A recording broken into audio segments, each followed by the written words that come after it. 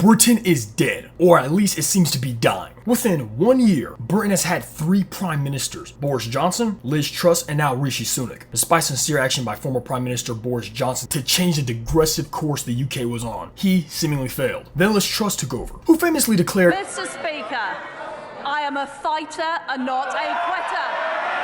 I am a fighter and not a quitter."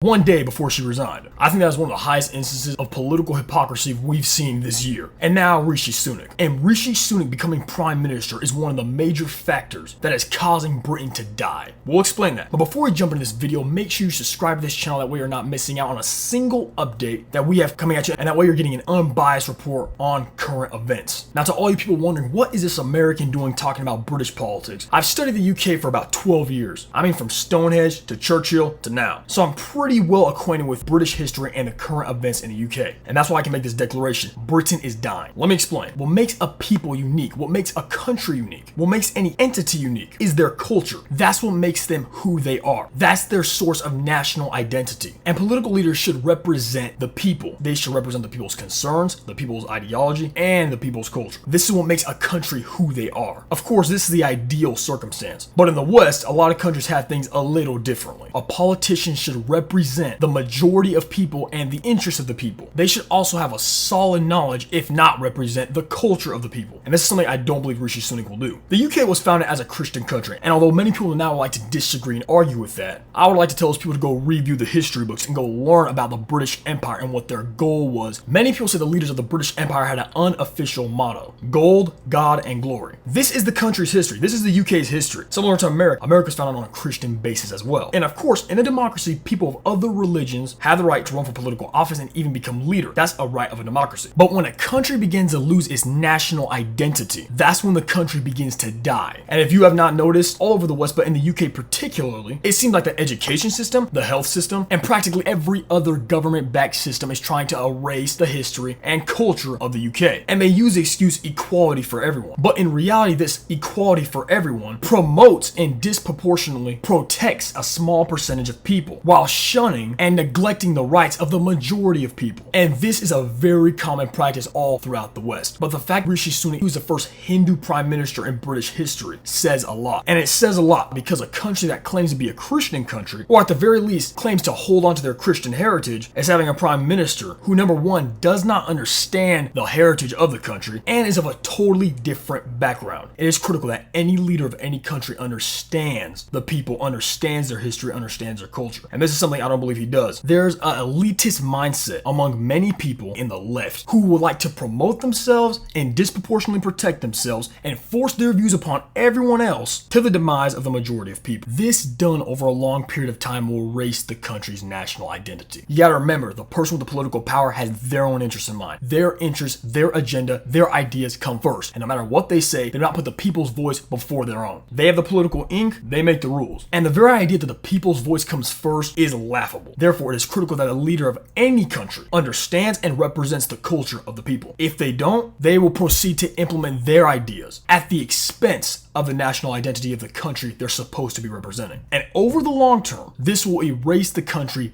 bit by bit. And when this process of erosion begins, two things will either happen. The country will descend into chaos, or it will be extremely divided. That's why it's so important for you to vote for your leader. No matter what people say, voting doesn't do anything. Yes, it does. If you enjoy this video, be sure to subscribe to this channel, that way you're not missing out on any new updates we have coming at you guys. Don't settle for cheap media lies. Get the truth right here at Coffee and Current Events. Be sure to share this video with a friend. God bless, and I'll catch you guys next time.